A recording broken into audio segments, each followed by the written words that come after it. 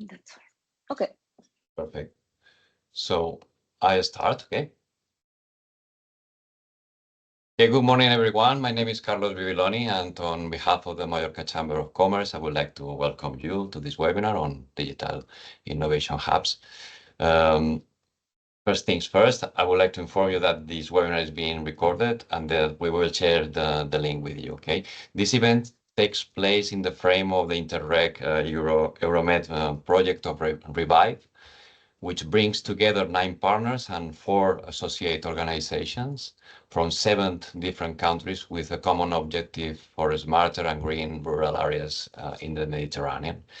Among the objectives of Revive, partners work together for deliver capacity and skills development, service design, engage the stakeholders in the phase of co-design and implementation, of community-based innovative business models and digital innovation hubs. Okay, today, the webinar is the first Revive International course, and the project's partners have decided to focus on the role of digital innovation hubs for better understanding how these hubs work, how they can support the adoption of innovative technologies and the development of digital capabilities.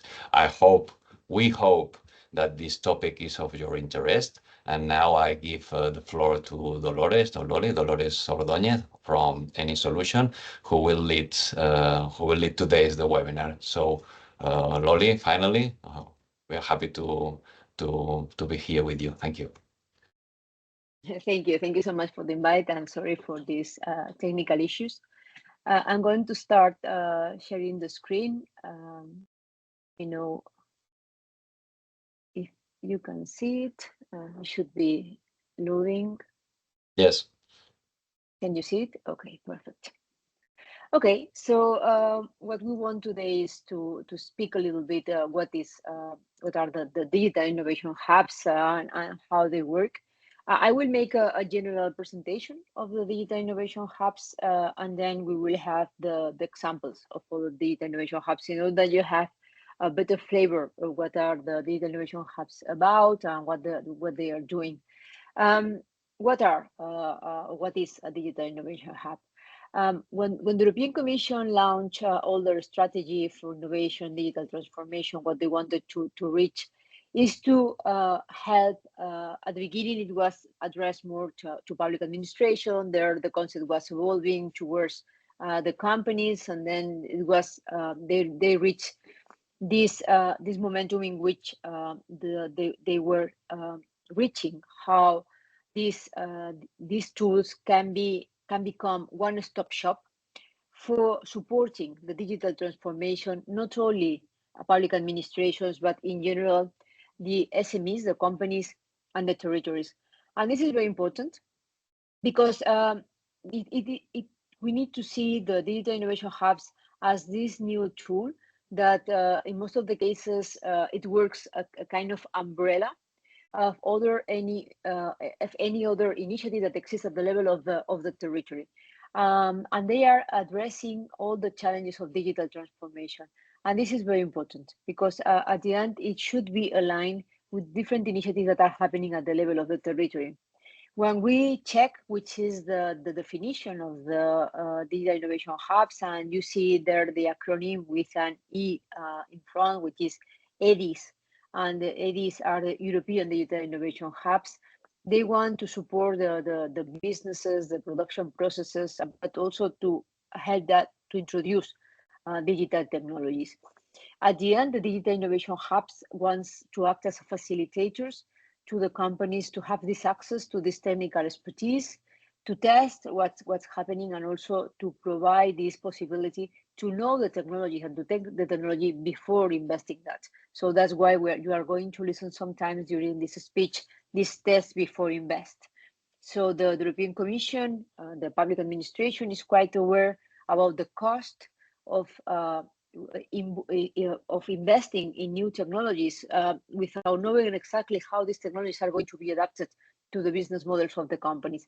So that's why there is this new concept of test before invest, in which the digital innovation hubs allow to the company to know how the technologies work, which are the barriers to adopt it, which are going to be the cost of maintenance, how these technologies are going to be adapted to the processes of the businesses. This is one of the key points of the digital innovation hubs. But at the same time, the digital innovation hubs are pushing innovation, and innovation is not for free. So what is important also in the digital innovation hubs is to facilitate this access to funding schemes, but also to capacity building, to skills on how all these digital transformation processes are going to take place. So supported by funding schemes, but also by knowledge, by skills. And it's important also, it is not mentioned many times, but the European Commission is quite aware about the sustainability and the environmental challenges, and we are within the European Green Deal with this big challenges that we are facing at the level of the European Union, and we have also these objectives of reducing CO2 emissions. So when we are speaking about digital transformation, we cannot skip thinking about sustainability and other concepts as circularity. So all these processes in which the companies are supported by the DIHs are also aligned with this Green Deal scheme, with all the policies related to sustainability and circularity.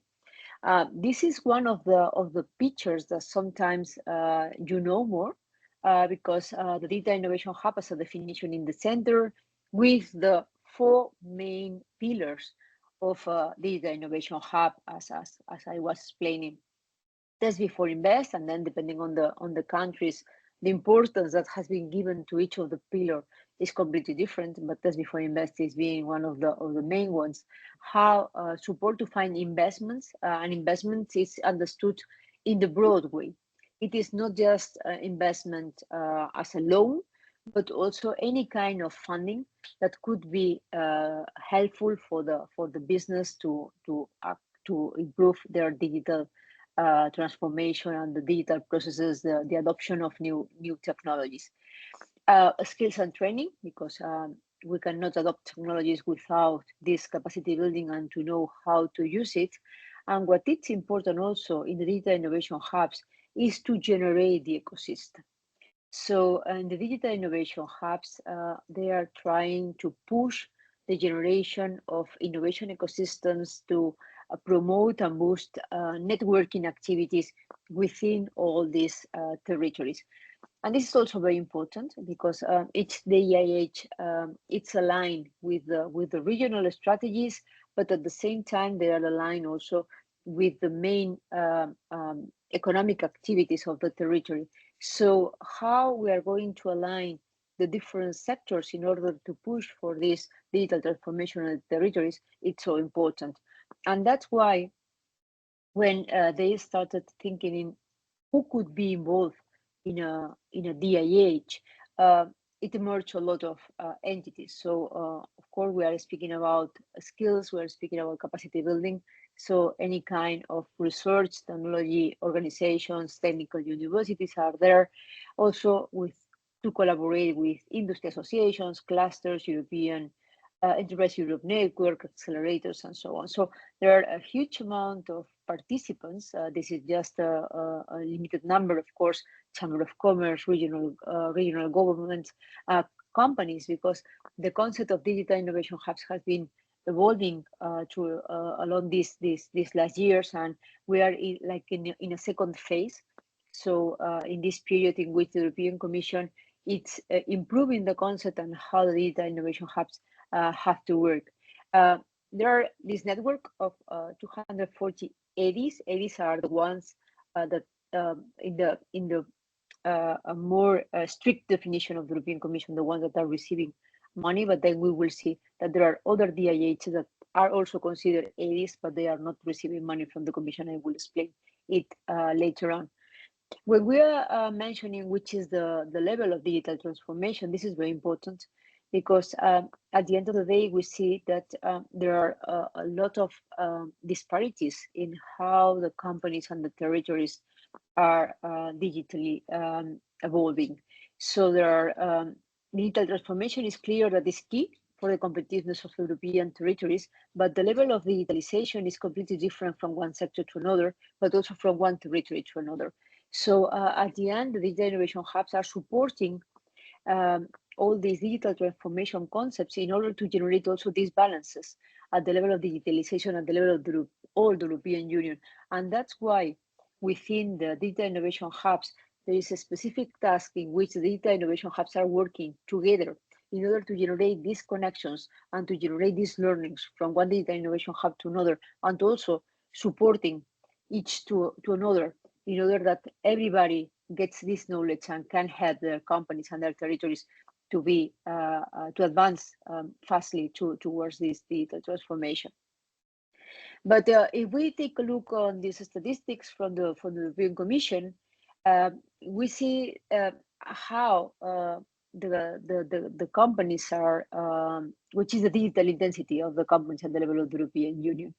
And if we are in this framework of this Interreg Euromed, and we take a look to the countries that are participating in the project, and we see the average of the European Union, so we see that most of them are more in the right part of the graphic.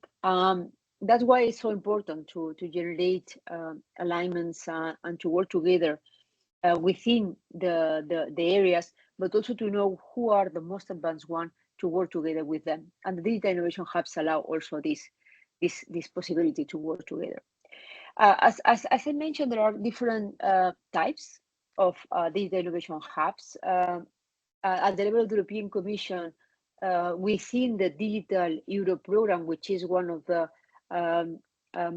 most complex and biggest projects at the level of the European Union to fund digital technological activities, it has been already 2 calls in which the European Commission have funded some of the DIHs up to 50%. So 50% was funded by the European Union, and the Digital Euro program foresees that the other 50% comes directly from the member states, but this is something that was under discussion, and not all the member states had the same way of working.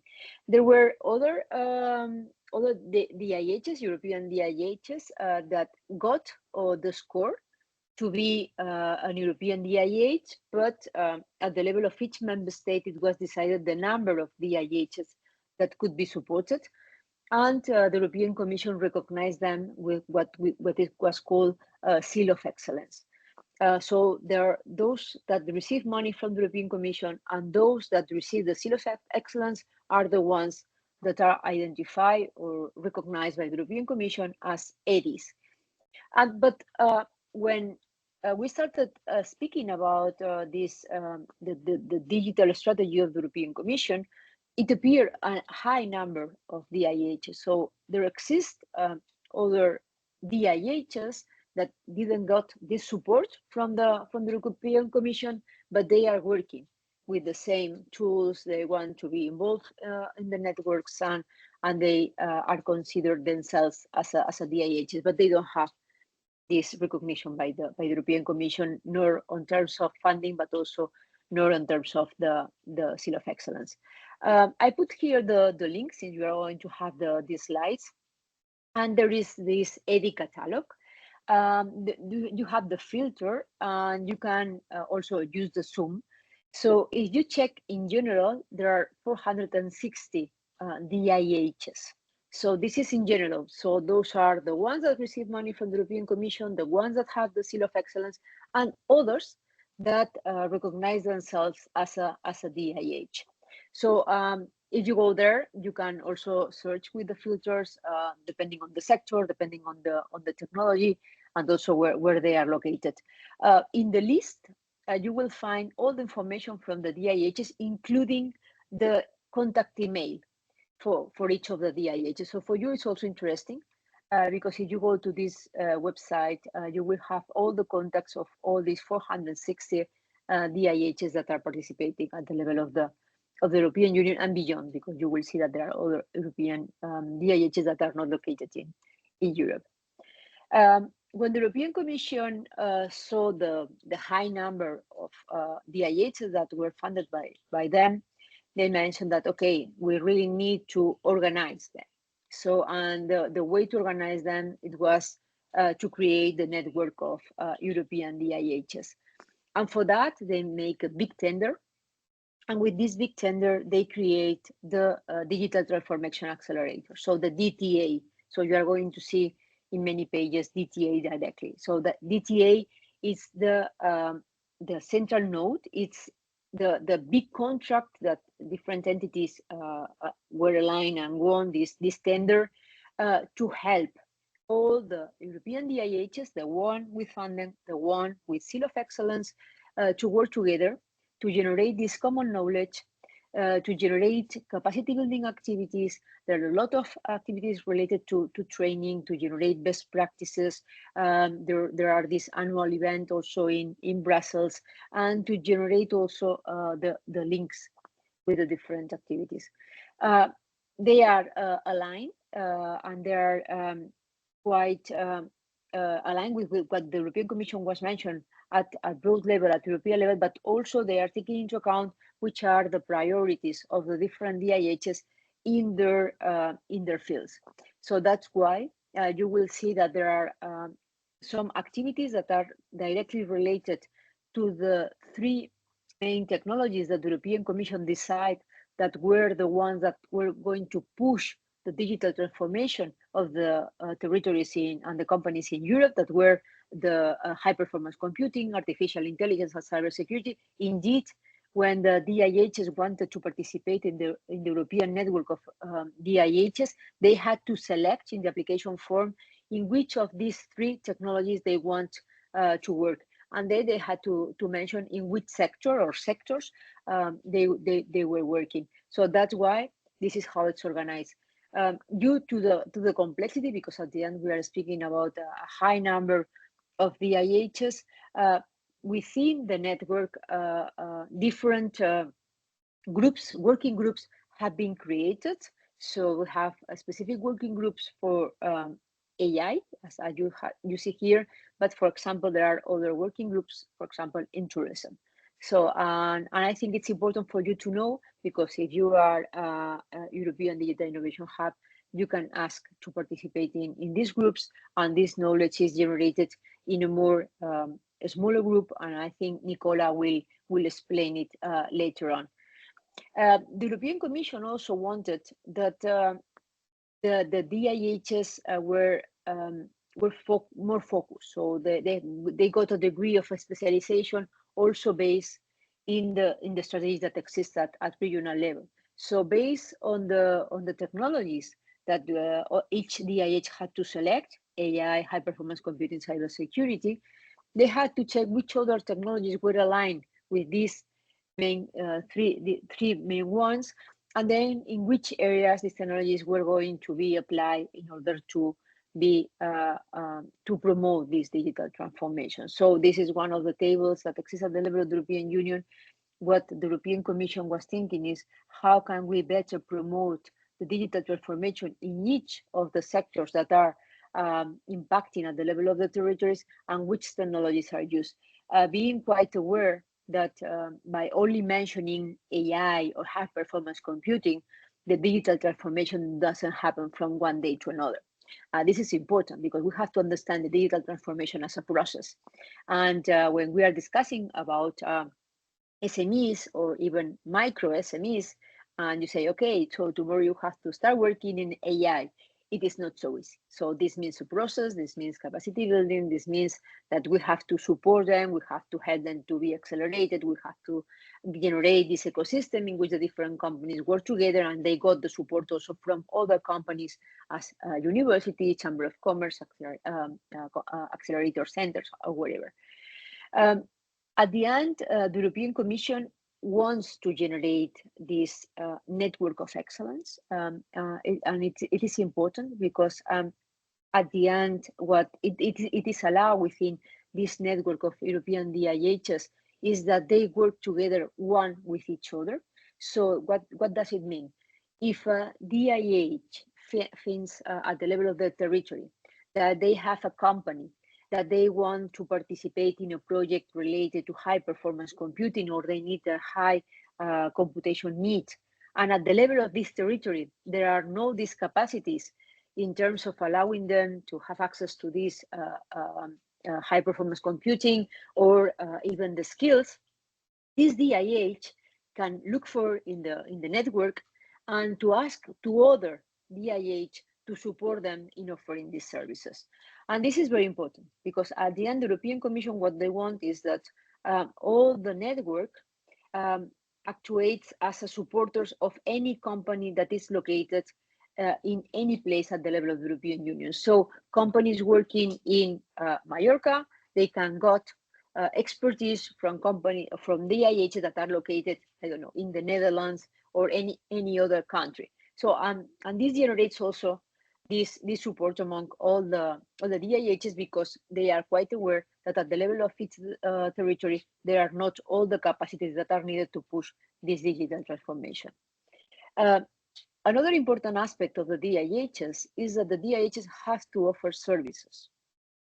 And then, because we have these big four pillars, we have the test before invest, the capacity building, the access to funding, the networking activities, but those are big lines of working. So how can we define specific activities that are the ones that the companies really need? How can we better support these companies?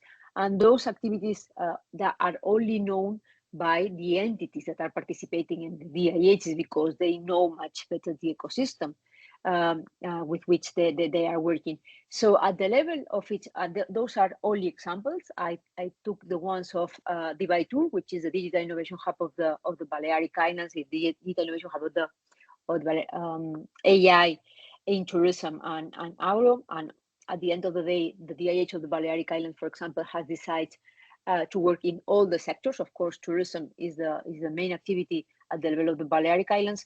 But since we have only one DIH, this DIH is supporting all the industrial sectors of the islands. So we have decided a number of services. Of course, this is not a number of activities and that's all.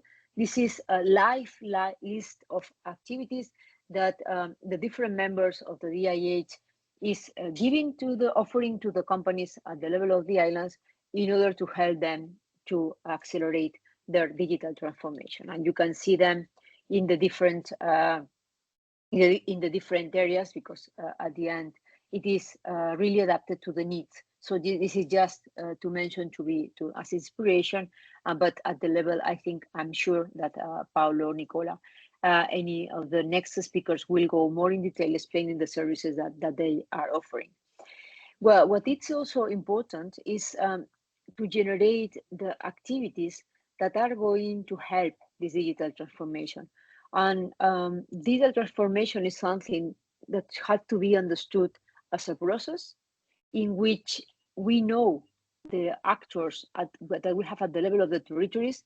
We have some policies and strategies, and we align all of them in order to promote this digital transformation. So we really need to think we have to implement some activities in the short, midterm, but we have to think in the long term. It's very difficult to think in the long term in a period like the one in which we are living now, in which the technological advances and the digital transformation is evolving so fast. So that's why it's very important to have clear plans in how we are going to support these companies to adapt themselves to all these challenges. What it's very important, and this is part of the activities that are being implemented at the level of the DIHs, and something that we have been also working at the level of the Balearic Islands, is that we need an institutional leadership.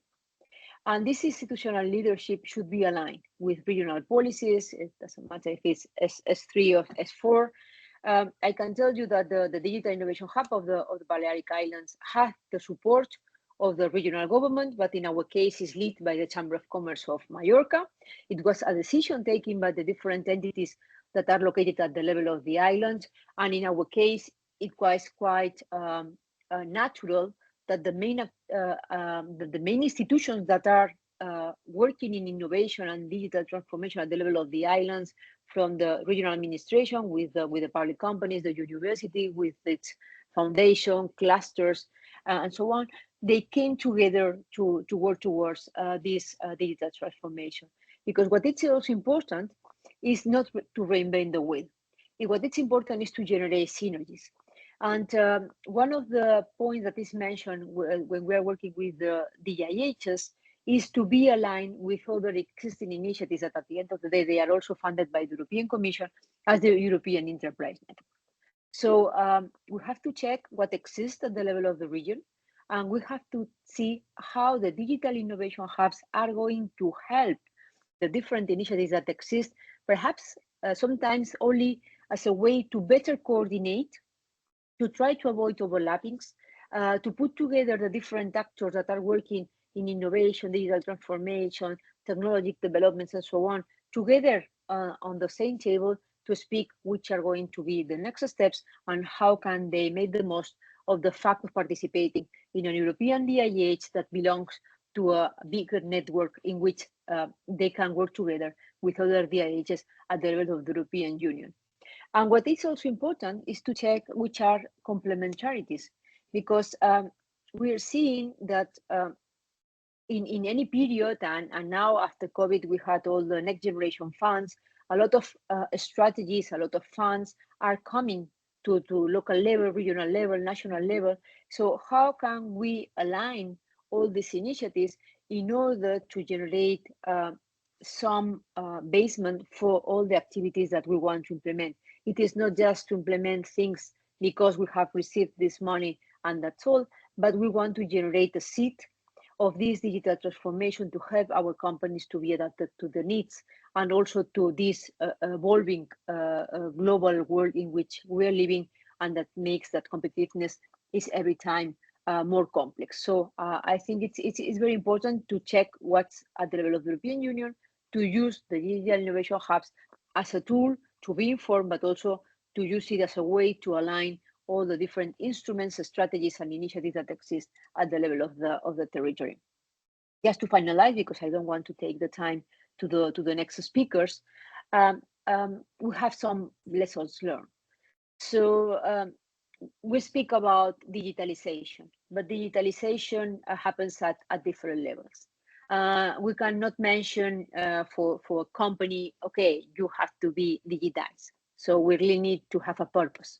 Why you need to be digitized, and which are the technologies, which are the paths that better fits to you to get this digitalization, and how this digital transformation is going to help you in being more competitive, in being more profitable, in generate more qualified jobs. So at the end of the day, we really need to go a little bit more to the point, to go more to the ground, and that's why it's so important that the DIHs are working with the entities that really know what's happening at the level of the territory.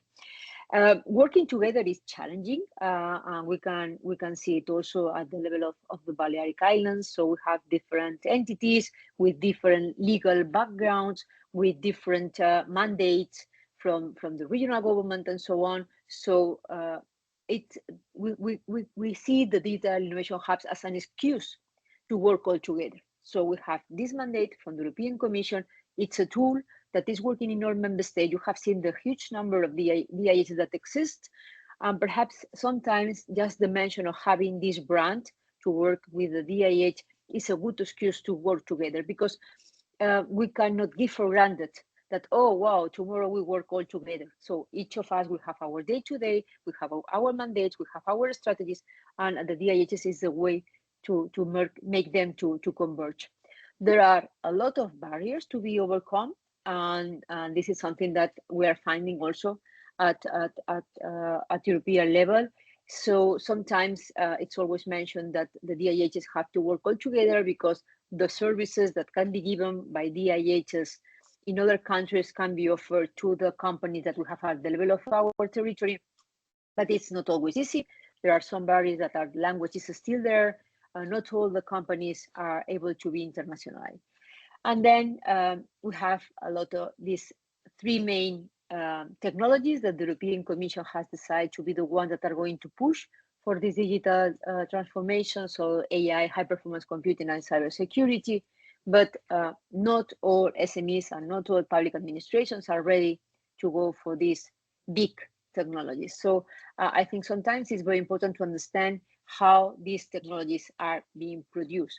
So, and sometimes, and in our case, we push for this AI, but we understand that before AI is data. So, and we really need to establish which are the paths in order to reach the big objective, but being very aware on what exists at the level of the territory and which are the paths that we can create for our companies. That's all from my side. If you have any question, I'm here available to answer your questions. Thank you.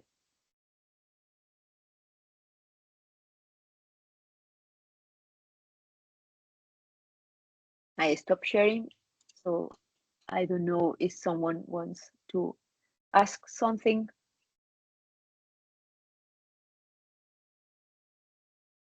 My suggestion here, Dolores, is maybe if there's any question, we can wait till the end of the presentations because we are a little bit late. Okay. Okay. Perfect.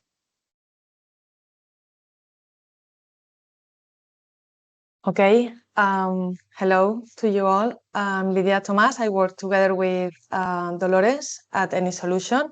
And now it's time to see more real examples. We have here coordinators of digital innovation hubs around the Mediterranean region. We will have Paulo Abreu from Madeira, Anixi Antonacodi as well from Cyprus, Nicola Bianchi from Italy, and Damir Medved from Croatia. So I will just give the floor to the first one, to Paulo Abreu. Paulo, if you like, the floor is yours. Thank you. Good morning to you all. First of all, thank you to my friends from Mallorca for the invitation. It's always a pleasure to see you and collaborate with you. So now I will try to share my screen for my presentation.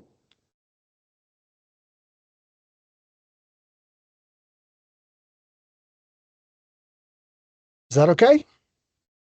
Yes. Yes. Okay, great. So Dolores already mentioned most of the things that we should know about Digital Innovation Hub, so that makes my life a little bit easier. So my name is Paulo Abreu. I'm head of projects and innovation of Erditi. Erditi is the regional agency for the development of research, technology, and innovation of Madeira. And we got into this idea of the digital innovation hubs because we really had to. Digital transformation is something that's not only a trend, it's a must for all regions in Europe, and Madeira, of course, couldn't be left behind. And so we decided to coordinate what we call the Smart Islands Hub, which I'm going to talk to you a little bit right now. But before we get into the Digital Innovation Hub, I always like remembering people why things are happening as they're happening. We're living in an era in which technology evolves at an exponential rate. This is because we are doubling processing capacity, data storage, and data communication every year at an incredible rate. And these tools, these innovations allow us to create incredible tools that really change the way we work, the way we communicate, even the way we relate to each other. And at the same time, it creates problems for, let's say, companies with classical business models and opportunities for new companies to come in and bite a little bit of their market share. And so we all need to be, let's say, we all need to be on this train. Even the most stable and biggest companies need to understand this, and also the opportunity for newcomers and new ideas to come into the market. So Dolores already explained what a digital innovation hub is. In our case, in Portugal, we actually have a fifth category of services, which is acceleration and incubation support, which, to be honest, our Digital Innovation Hub hasn't really used yet, but that's a long story.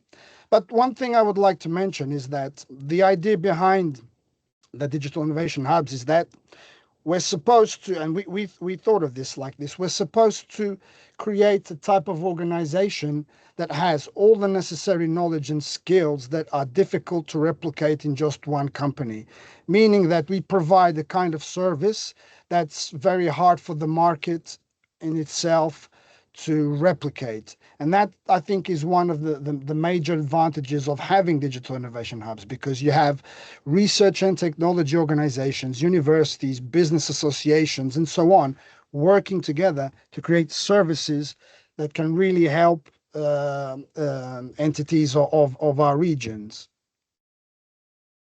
And of course, Dolores talked about all of this. So the Smart Islands Hub is one case of a seal of excellence. We do not have European funding.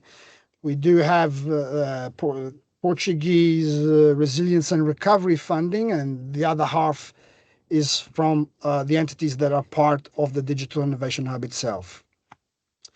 And we work, the initial idea was to work with more technologies than focusing, narrowing down on one, because when you mention around the Mediterranean, Madeira is a little bit further outside in the Atlantic, and so we're far away from decision centers, and we can't knock on any door, and we have access to all the let's say the technology.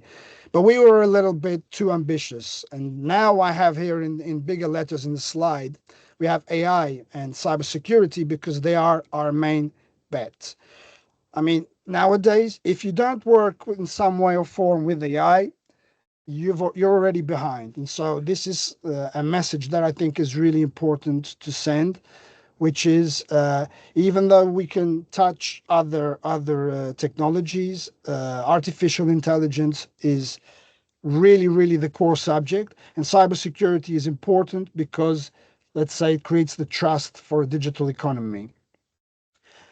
And speaking of economical sectors, we also went for several sectors. We were, again, a little bit greedy because we wanted to help a lot of people.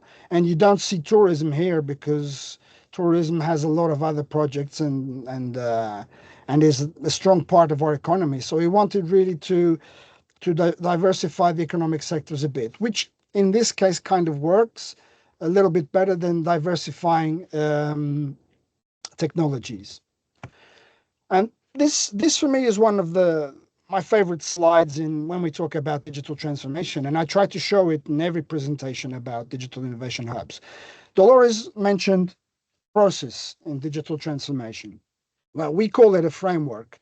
Essentially, you don't transform a company or a public entity in 1 week or 1 day or 1 week or 1 month. It's a long process, and it has different levels of transformation.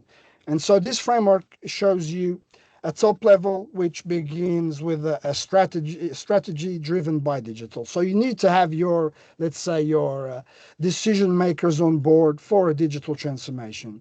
On the second level, you have digitizing the core, which means your main processes need to be thought of in digital format. And then you have the possibility also to take advantage of new digital growth, so you can expand and you can internationalize. And only at the third level, we start talking about people and organization, preparing people for digital transformation with capacity building and organization as a whole. Then, of course, you have data and analytics to help make informed decisions. And only then we talk about the technology that I mentioned before, picking the right technology for each organization and not thinking of pushing technology as a whole to the same for all companies. And of course, nobody does digital transformation on their own. You need to work your ecosystem. Now, what we tried to do in our Digital Innovation Hub was try to apply the service categories of a Digital Innovation Hub into this framework. And this is in Portuguese, I'm sorry. This is a program that's being prepared by us right now. It's one of our services. And it's an intensive digital transformation program in 4 modules that replicate that digital transformation framework that I just mentioned. And I thought this was a good example to bring, because we found out that services, ad hoc services, don't work like we expected them to work. It has to be something that makes sense and with clearly planned in time.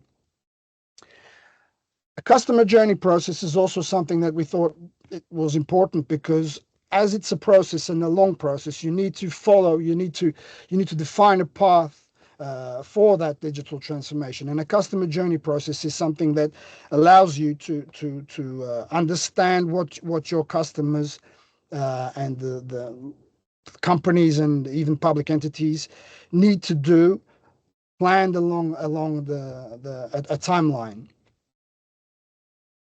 And of course, the main objectives are to improve the digital maturity of the organizations and the population. It's really important for organizations to understand disruptive technology. You can't delegate this understanding. You really need to understand. You don't need to be technical, but you need to understand what they can do. A third objective is you also need to understand how these disruptive technologies can help you solve your problems, optimize your processes, and reduce costs, and so on. Of course, the whole point of a digital innovation hub, I would say that the crucial point is to allow companies to test disruptive technology before they go all in with investments. And then, of course, the goal for the company is to create value for their customers, and so these technologies need to help them do that. And also support business ecosystem evolution, as mentioned before. And Dolores also mentioned innovation. So all these technologies can help customers of a DIH to support innovation processes and idea acceleration. The reality of what we found out was, as I mentioned, the distance from decision centers and technological infrastructure does create some issues, particularly because it's still a recent project, and we can't knock on the door to get help, immediate help. And so the distance still plays an effect on us. Because we're a small economy, tourism is a main sector, and most of our companies are micro companies with less than 10, less than 5 employees. And of course, the island typical problem of brain drain. We're competing for our young talent with stronger economies, but also with companies that work in these areas. And our learnings, a bit of our learnings, which can be kind of some advice for you. So the first thing we figured out is that we need to build trust. So when we talk of the Smart Islands Hub as a digital innovation hub, I mean, who is or what is the Smart Islands Hub? Because a lot of times people see Erditi or see the university, and so you need to build trust. You need to build a brand that's known for what it's done. And then focus. We didn't focus. Now we're trying to focus. The sexy topics that I mentioned, like artificial intelligence and cybersecurity, are key. And then, of course, your target audience. When we started this project, we were thinking leaving no organization and no one behind. And that's a really cool idea, and I still believe in that. But particularly in the beginning, while you haven't built your brand, it's very hard to do this. So maybe define a concrete target audience, focus on them, and as you start building your brand and start helping organizations, then start bringing in everyone else. And that was essentially what I had to bring for you today. Thank you. Thank you, Paulo. Thank you so much. A very insightful presentation. And we are going to go now for Anixi Antonakodi from the Digital Innovation Hub in Cyprus. Anixi, if you want to, the floor is yours. Yeah, thank you. Thank you for inviting us. I will go on to share the presentation that we have prepared for today. And I hope you can see the presentation mode, right? Yes. Yes. Okay. See. So let's start. So good afternoon.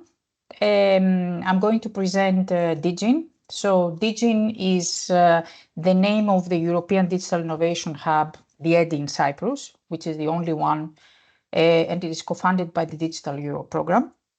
Aligned with the program's goals, it acts as the enabling mechanism supporting organizations to respond to digital challenges and become more competitive.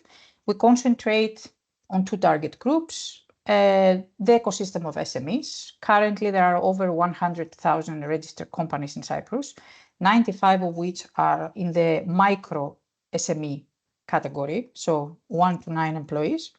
Our aim is to help them elevate their digital maturity, either by improving their digital skills or by uptaking some digital tools and technologies. On the other side, we are aiming to help the public sector become more catalytic in elevating the productivity and competitiveness of Cyprus through the use of digital tools, and especially by providing better services to citizens. Being the only EDI, we had to actually focus on all the criticals and provide help on all the critical technology areas highlighted by the European Commission: AI, high-performance computing, cybersecurity, and other advanced enabling technologies, ICT, IoT, etc. And we are also aligned with the smart specialization strategy of Cyprus regarding the economy. And we target beneficiaries from the following economic sectors. The first three are the ones that are mostly contributing to the GDP of the country. So it's tourism, construction, and the related manufacturing industry and services. Our economy is more than 70% service-based. And then for diversification purposes, we're trying to actually elevate shipping, transport, the energy sector, especially the renewable, and agri-food. DIGIN is co-funded also by the Deputy Ministry of Research, Innovation, and Digital Policy in Cyprus, 25%, and the other 25% is covered by the consortium's own funds. So to achieve all of these objectives that we've mentioned, we brought together within a structured framework almost all the major national stakeholders representing industry, business, innovation, entrepreneurship, academia, research and development. So this combination includes Cyprus' leading research, innovation and technical expertise. We engage centers of excellence, the largest public universities, multinational large tech consultancy organization. The Cyprus Institute is a coordinator of this effort. We have the two countrywide business and industrial representation bodies, so the Cyprus Chamber of Commerce and the Cyprus Employers and Industrials Federation. This helps being more effective in our networking, matchmaking activities, and we have a direct channel for gathering sectoral intelligence, industry needs, challenges. And of course, we didn't leave the innovation behind and entrepreneurship. We partner with innovation startup ecosystem representatives, as we need to support new startups, new businesses with their digital transformation for enabling products and services mainly. As mentioned by the previous speakers, our main focus is the test before invest service. We recognize that each customer is unique in terms of maturity level, needs and required services. That's why the customer journey until its completion takes a lot more time than we anticipated, because each customer is individually assessed and provided with those services that match better their needs and expectations. So the test before invest service is basically we try to provide a taste of a bigger scale digital transformation activity program. The rationale is straightforward because we want to ensure that the proposed solution meets the customer needs and expectations. It reduces risks of wrong choice of tools and unnecessary costs, and it increases customer satisfaction and the trust and confidence that the technology can be scaled up for the company. We initiate the digital customer journey with initiation of the formation of the digital transformation roadmap.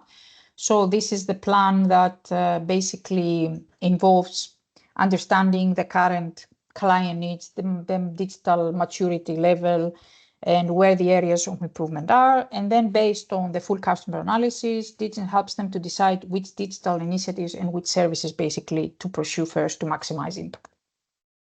Of course, we offer the other three type of services, which is training and upskilling,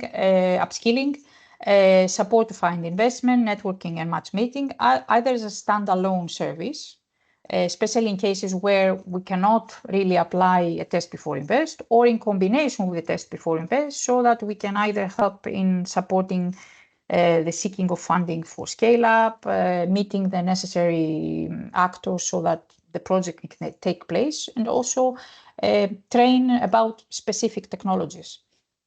Okay, moving on. We have to actually mention that beyond the hub's role in providing services to support the digital transformation of the separate ecosystem, we have undertaken another activity, which is to support the correct targeting and selection of digital tools and technologies for the most important sectors of the economy that we have mentioned before. So we are operating 6 sectoral working groups and 2 horizontal collaborative formations for the purpose of identifying specific sectoral challenges and needs of each sector, and investigate and propose possible solutions for the digital transformation of each sector. The 2 horizontal formations help us ensuring that the proposed digital solutions should align with the UN Sustainable Development Goals and also with the twin of green and digital transition goals of the European Union. And they are focused on environment, especially decarbonization, circular economy, and healthy living. So what effect the digital technology or the uptake would have to the workers, actually the employees, as well as the citizens. In all the formed groups and clusters, we bring together the key stakeholders in a quintuple helix approach, combining people from industry, technology innovation, research, academia, and public sector and the government, and regulatory bodies as well. All these, we believe that they can set the framework, they have a better idea of setting the right framework of needs, propose the solutions that will lead to the digital upgrade of the economy and society. Out of this process and effort, we are aiming to produce 6 sectoral technology roadmaps to be communicated at policy level as well for future use and future actions by the Cypriot government. Our results so far, yes? Excuse me, sorry, Anixi, we need to be ending. Sorry, we are running out of time. Okay, thank you. Yes, this is more or less the what we have offered so far. So we have basically serviced 123 entities with 273 services. I mean, you can see the rest when we share the presentation. And before moving on, I would like to show you 3 examples of test before invest service that we have provided.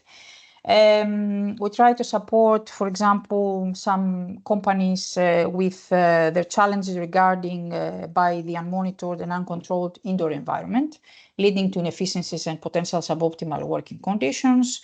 So we provide a solution involving implementing advanced IoT-driven monitoring and control networks, granting autonomous regulation of the air conditioning for improved indoor and air quality with their respective benefits.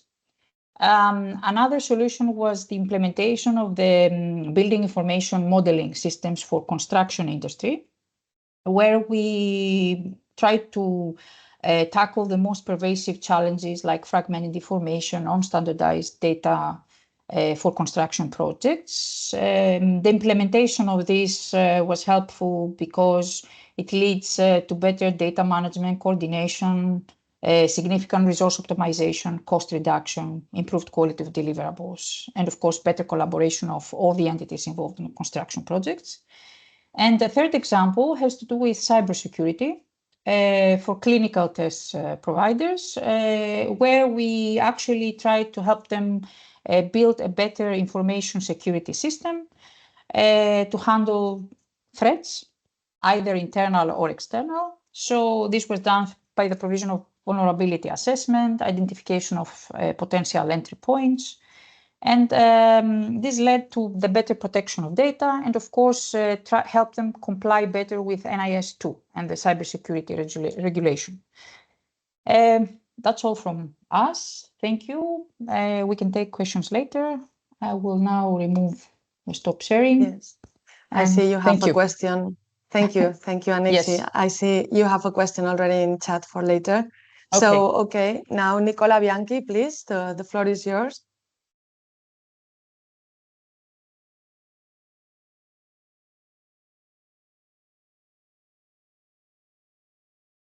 Nicola, maybe he's not connected.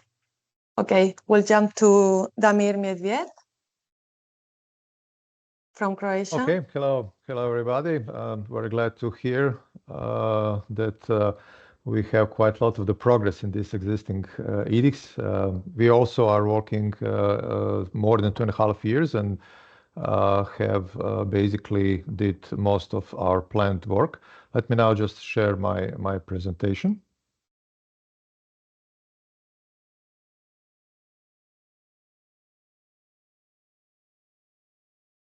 Okay, I hope the slides are visible.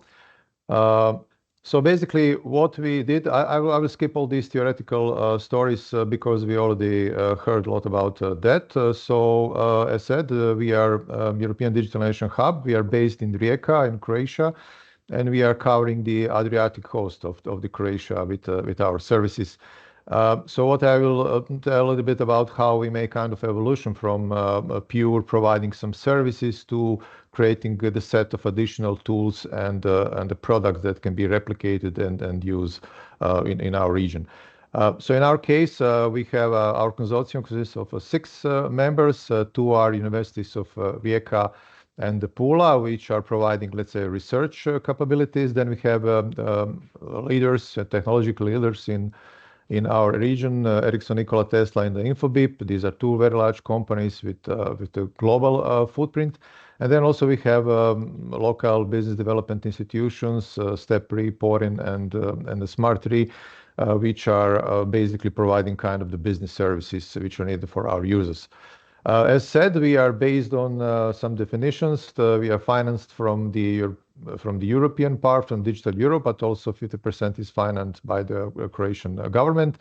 And methodological approach is basically defined by this global kind of procedures defined for the European Digital Innovation Hubs and the networks. But basically, we are collecting or we are gathering experts from different areas. We are defining the services we can provide with them, and that's this blend of industry expertise and the university expertise is then used to provide very tailored services to our users.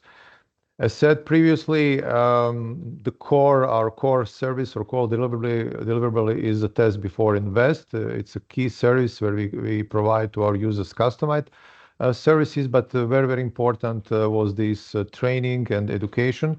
That was some of the issues we had at the beginning of our project 2.5 years ago, where this lack of the education created some of the issues. But when we resolved this, when we adapted our training to actual needs of the users, then we are able to move forward.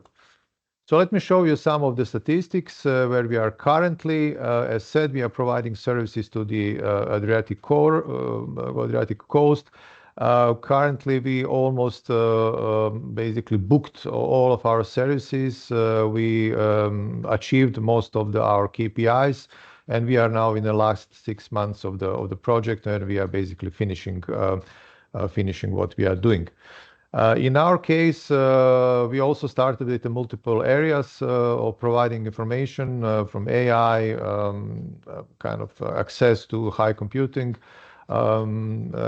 services and many others, but the demand of the market was mostly regarding the artificial intelligence. So I would say the most of the services we provided were based or connected with the AI. This is our structure of our customers or users. What we have, as you can see, mostly are, there is almost 600 of them. Most of them are small, medium, and micro enterprises, and that's the reason why we needed to adapt a little bit of our approach to provide these specific services for these smaller organizations. Currently, I would say we are basically quite highly ranked among the most of the European EDICs, as we basically achieved all our targets. But let's go a little bit in more detail. I would say the core question was have very detailed analysis of all our users. So we are using this digital maturity assessment. It's a unified European methodology, which allowed us to have a kind of a common denominator, which allowed us to, with the same approach, to measure capabilities of particular companies, but also we can see how our companies are ranking with the rest of Europe. So we performed quite a lot of them. And for example, if you talk about the public organizations, we saw that the main challenges are these data management, the problem of the lack of the quality, the quality of the data, how data is let's say, managed. That's one of the fundamental problems, because without data, you cannot have any kind of AI services. Then also we see the problem of this interoperability and kind of the silos which are present. Regarding the small and medium enterprises, I would say the most or the key problem was the lack of the education on the artificial intelligence and in general how the new technologies can be applied in their particular work. So when we analyzed all the data, you can see that again, the most of the companies, this red represents not good, and blue it's better. So in this case, you can immediately see from these dashboards that most of our companies really had not lot of knowledge about new technologies. So in that sense, what we provided quite a lot of the education. For them, we educated more than 3,000 people in our project up to this moment, and I would say that we quite a lot changed their perception of what is the most appropriate way to implement these new technologies there. As said here, we already delivered almost all Test Before Invest planned for us. Basically, also we consumed all the budget that was allocated for our EDIC, and now we are looking forward to the EDIC 2.0. We applied for the next round. We'll go there. So if you talk about what we are providing, and I would say again, the most interesting part for our user was the question how these new technologies can be adapted in economical way to their particular business processes and activities what they are doing. So almost 70 of our Test Before Invest, all of them were individually tailored for that. Now, what are some results? And some conclusions and some preparations what we did. So we basically decided that we would try to identify how much of these 70 TBIs can be converted in kind of microservices. So some of the results or some of the technologies applied and so forth, we decided that they can be kind of, we can make kind of a component from that can be later reused. So that was the process we did. As I would say, our genesis of our EDIC was coming from the smart cities, and most of our users are actually communities or local communities. In that sense, we created the number of the microservices, which are helping them to calculate or simulate different aspects of the work of each of the, for example, this municipality from one side, and from the other side for the small and medium enterprise to provide or to identify what kind of services they can create, which can be then applied in the context of these small cities. So we created the number of different, for each of the client, we basically created kind of different service, which was then converted what we call microservices. So in this case, I'm showing you the microservices for the public administration. So the different types of the AI assistants, which are enabling us to create a very fast different types of the services to customize that service. These assistants were mostly targeting the communication with the citizens. They are providing advanced services, reducing the burden on the public servants, which actually providing them more time to deal with more complex problem, and all the easier problems are basically dealt with these different AI agent. As said, we really there are a number of these agents developed from the different kind of communication avatars, where you can discuss or ask for a certain question which is related with your community. You can get some informations. You can.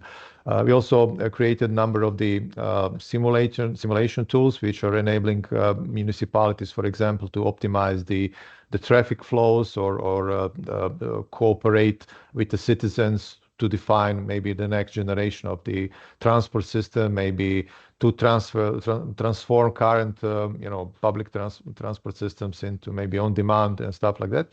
And maybe the last thing interesting is the number of the projects did with this citizen energy metering optimization, infrastructure optimization and stuff like that. So basically, the idea behind was to create modules which are prefabricated somehow, and then when a new user is coming, we can do this customized proof of concept or test before invest, concentrating not so much on technology, but mostly on what is the specific need of that particular customer. So what kind of the conclusions? The first and fundamental problem was lack of education. So you can't do anything within any kind of user, both from the public authorities, but also from the private, if the people which are present there are not educated. So I would say the first thing was to push them into this kind of continuous learning. So we are providing educational services for them, and I would say that, as I said, we educated more than 3,000 people. So this is quite a lot of the people that now have this some of them basic knowledge about, for example, AI technologies, but most of them also have quite detailed programmatic knowledge.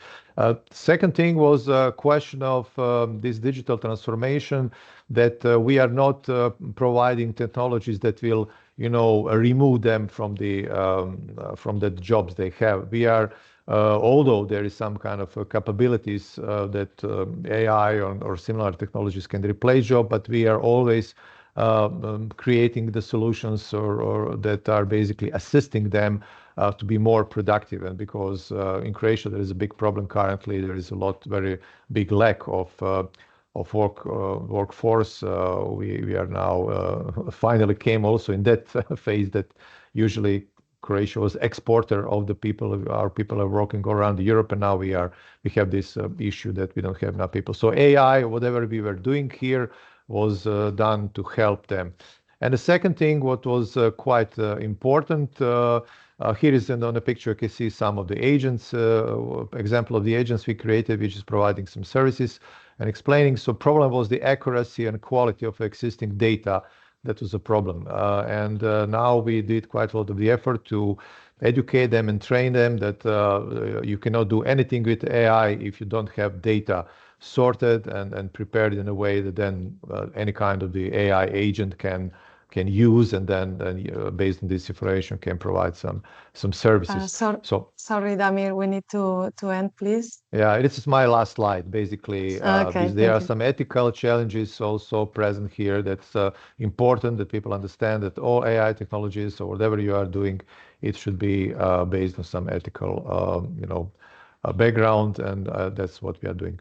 So we are on the end. If there are any kind of further questions regarding what we did and about our microservices, I'm very happy to answer on that.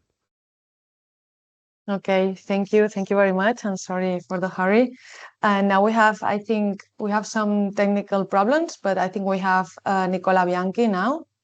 See if his microphone is working.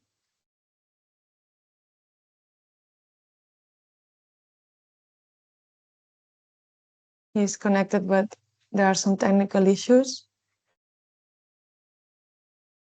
Okay, it's not working, I'm afraid.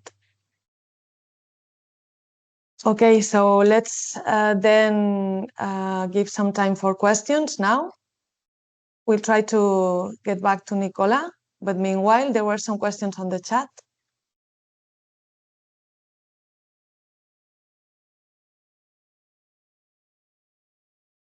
Just 1 second. Okay, so Olga was asking, how is about the finance, the fee that companies have to pay to the digital innovation hubs? Yeah. Yes, well, Anixi? Yes. I don't know. Okay, Anixi. Yes, in our case, there is no fee. So what I think most of us forgot to mention is that at least for our case, the services are free of charge for the beneficiary. Because what we get as co-funding from the Digital Euro program, from the Deputy Minister here, and from our own resources is going towards covering the expenses of the provision of the services. However, as we got money from the state, and it is national funds, we are under the spectrum of the state aid. So we had to actually create a special plan, state aid plan, under the public aid authority in Cyprus, which is under GBER, actually, Article 28, which allows up to 50% of state aid funding towards the beneficiary. However, we have to have an application, a clear interest from the beneficiary, and then they have to go through all the customer journey. We have to provide a simple, let's say, contract with the price of the service. And then out of that, we have to say that a percentage of that is state aid. And if they are eligible to get it, they have to be an SME. So it's a declaration of SME plus the statement from the audit company they are provided service with about their financial viability. So, which is something common to all state aid funding mechanisms. I can add it's exactly the same in Croatia, but that was quite a lot of the burden for our project. So there was a lot of the paperwork that was initially not, I would say, not envisioned, but as we have exactly the same situation in Cyprus, that was a lot of paperwork, and my colleagues in office spent quite a lot of time, managing all these documents but on the end, users accepted that. They figured out that the value we are providing is good for them. But also I must say, maybe free of charge is they also have to provide their commitment. If they are sending their people or their employees to our education, where they are working on TBIs and so forth. So they are also investing quite a lot. But it's not the money, it's time of their employees. Correct. Okay, thank you both. And we have another question for Anixi. Nixie, please give some specific examples that you can contribute to the purpose of our project.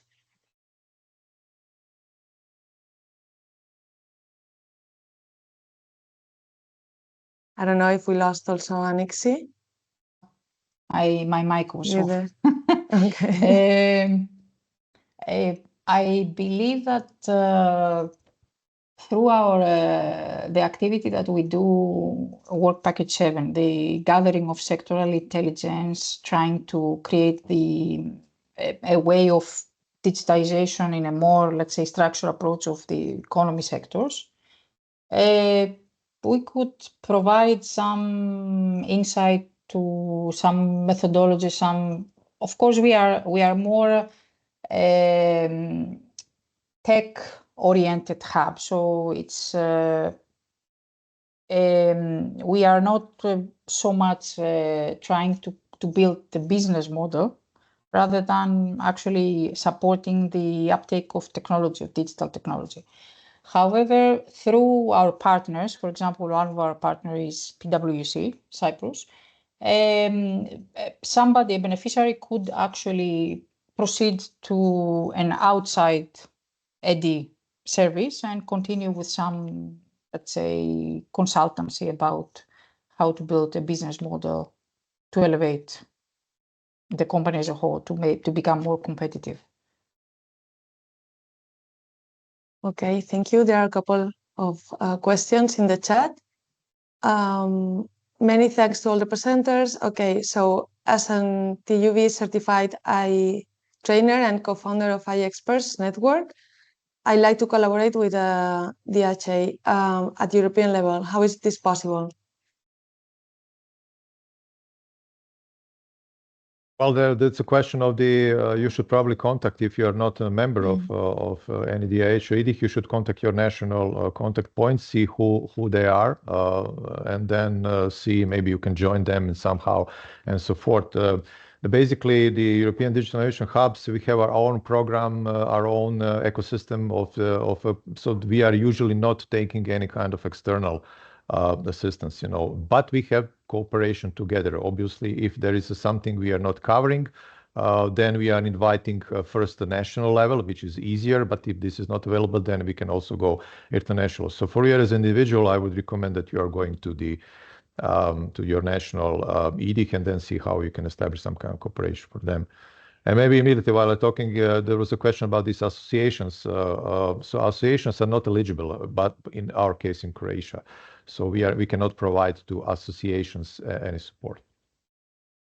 In our case, they are eligible because when we say SMEs, in the way that we formed our state aid plan, we specifically put associations and other, let's say, private entities to be defined by their size and turnover. So associations can be also covered by the teaching service provision. And we also abide with de minimis for semi-government entities because GBER is not covering semi-government entities.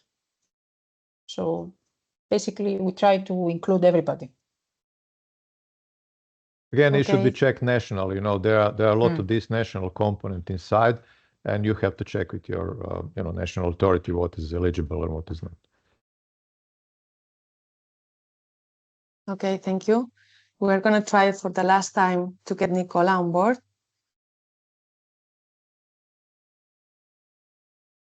We really don't know what's going on with the technical set, but let's wait for a few minutes, please. Meanwhile, are there any other questions? Now is the time. Don't be afraid. Yes.